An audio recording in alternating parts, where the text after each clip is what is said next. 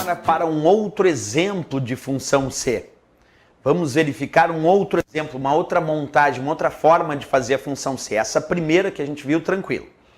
Nesse segundo exemplo de função C, nós vamos analisar o que chamamos de resposta textual. Porque tu pode, dentro da função C, colocar como resposta, como resultado, texto. Mas aí, esse texto tem que constar entre aspas, para que a função C não retorne um erro. Então vamos comigo montar uma outra função C, um outro exemplo. Acompanha passo a passo. Igual SE, abre parênteses, e agora eu vou colocar A1, menor, maior, B1, ponto e vírgula, entre aspas, eu vou colocar mouse. Mouse, entre aspas, coloquei ali mouse. Atenção. Pronto. Ponto e vírgula.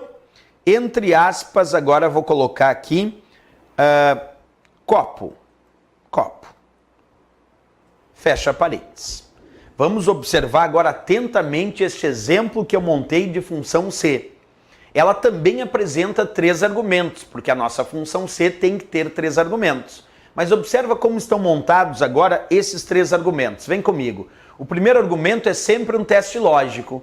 Nesse caso, A1 menor maior B1. Professor, o que significa esse menor maior? Aí que está, esse sinal menor seguido no sinal maior significa diferente, diferença. Então a leitura desse teste lógico que está no primeiro argumento da nossa função C é A1 é diferente de B1. Observa, o teste lógico botou um sinal menor seguido no sinal maior e isso significa diferença. Então ele está perguntando, A1 é diferente de B1? Aí tu tem que responder o teste lógico entre verdadeiro e falso. Daqui um pouquinho vamos analisar, mas antes vamos conhecer a nossa função C. Primeiro argumento, então, tem um teste lógico. No segundo argumento da função C, tem a palavra mouse entre aspas. E no terceiro argumento, tem a palavra copo entre aspas. Nós temos que lembrar que o segundo argumento é a resposta se o teste lógico for verdadeiro. E no terceiro argumento é a resposta se o teste lógico for falso. Perfeito. Agora só um cuidado. Se tu botar dentro do segundo argumento uma resposta textual, quer dizer, não é um cálculo, tu quer como resposta texto, coloca esse texto que tu deseja como resposta entre aspas. Porque se tu não colocar mouse aqui entre aspas, a função C vai retornar um erro. Então, se tu quer que a resposta seja um texto qualquer, eu botei aqui mouse, e não importa porque eu botei mouse, eu só botei por botar. Mas é isso, botei entre aspas, mouse, porque eu quero como resposta, se o teste lógico for verdadeiro, que ele responda mouse. E aí a resposta será mouse, entre aspas, se o teste lógico for verdadeiro. Agora, se o teste lógico for falso, daí tu tem que responder o que está no terceiro argumento. E nesse terceiro argumento eu botei copo, entre aspas. Então ficou assim, se o teste lógico for verdadeiro, eu vou responder mouse. Se o teste lógico for falso, eu vou responder copo. Isso porque o primeiro argumento é o teste lógico, segundo argumento a resposta se o teste lógico for verdadeiro e o terceiro argumento a resposta se o teste lógico for falso. Essa é a forma de resolver a nossa função C. Perfeito. Agora vamos à resposta então, analisando precisamente esse teste lógico. A1 é diferente de B1? Verdadeiro ou falso? A1 é diferente de B1? Vamos verificar. A1 vale 500, coluna A, linha 1. A1 vale 500.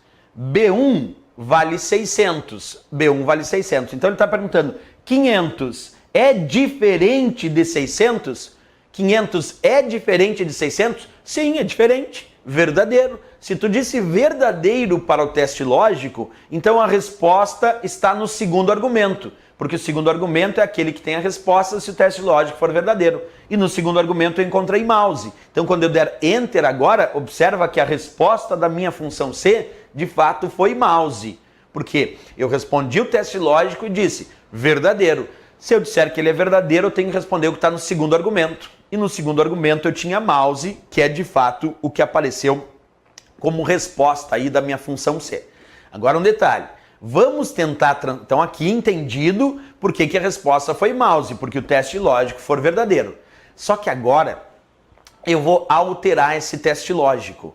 Eu vou deixar esse teste lógico falso.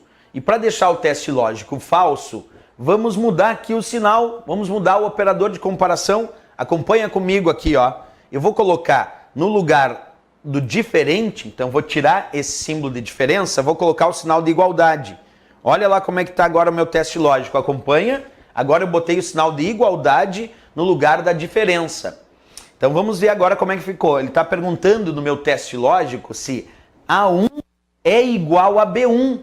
E aí eu te pergunto, A1 é igual a B1, verdadeiro ou falso? Vamos ver, A1 vale 500, B1 vale 600, então vamos lá. A1 é igual a B1, 500 é igual a 600? Não, 500 não é igual a 600, então é falso o teste lógico, não é igual. Observa, 500 não é igual a 600, falso o teste lógico. Se tu respondeu que o teste lógico é falso, então tu vai para o segundo ou para o terceiro argumento?